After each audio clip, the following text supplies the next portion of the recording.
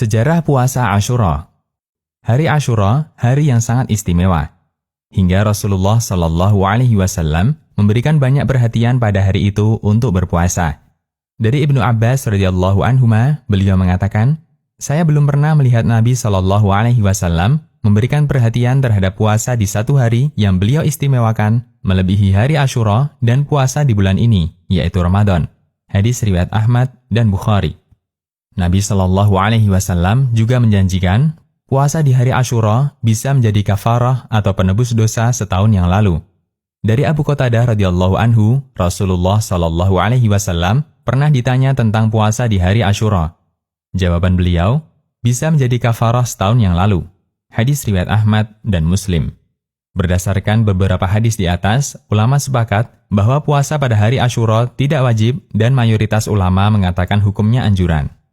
Tahapan puasa Asyura.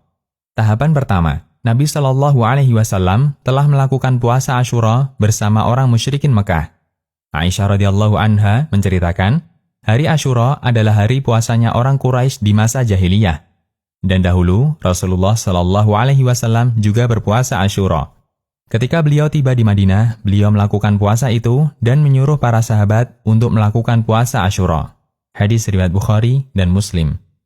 Tahapan kedua, ketika Nabi Shallallahu Alaihi Wasallam tiba di Madinah, beliau melihat orang-orang Yahudi melakukan puasa Asyura. Akhirnya beliau pun berpuasa dan menyuruh para sahabat untuk berpuasa.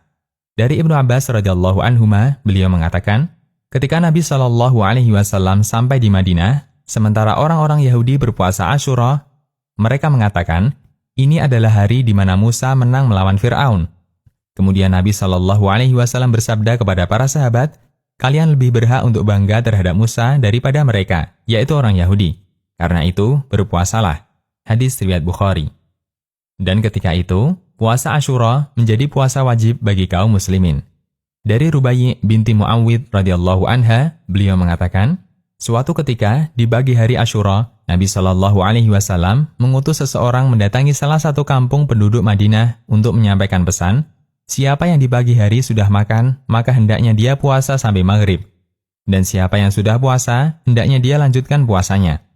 Rubayyi mengatakan, kemudian setelah itu kami puasa, dan kami mengajak anak-anak untuk berpuasa. Kami buatkan mereka mainan dari kain. Jika ada yang menangis meminta makanan, kami memberikan mainan itu. Begitu seterusnya sampai datang waktu berbuka. Hadis riwayat Bukhari. Tahapan ketiga, ketika Ramadan diwajibkan, hukum puasa Asyura menjadi anjuran dan tidak wajib. Aisyah radhiyallahu anha mengatakan, dulu hari Asyura dijadikan sebagai hari berpuasa orang Quraisy di masa jahiliyah. Setelah Nabi Shallallahu Alaihi Wasallam tiba di Madinah, beliau melaksanakan puasa Asyura dan memerintahkan sahabat untuk berpuasa. Setelah Allah wajibkan puasa Ramadan, beliau tinggalkan hari Asyura. Siapa yang ingin puasa Asyura, boleh puasa. Siapa yang tidak ingin puasa Asyura, boleh tidak puasa. Hadis riwayat Bukhari dan Muslim.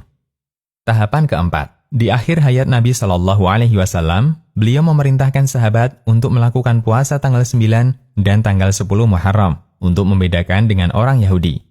Dari Ibnu Abbas radhiyallahu anhuma, beliau menceritakan, ketika Nabi Shallallahu Alaihi Wasallam melaksanakan puasa Asyura dan memerintahkan para sahabat untuk berpuasa, kemudian ada sahabat yang berkata, ya Rasulullah, sesungguhnya hari Asyura adalah hari yang diagungkan orang Yahudi dan Nasrani.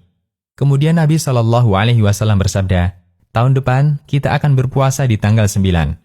Namun belum sampai tahun depan, Nabi Shallallahu Alaihi Wasallam sudah diwafatkan.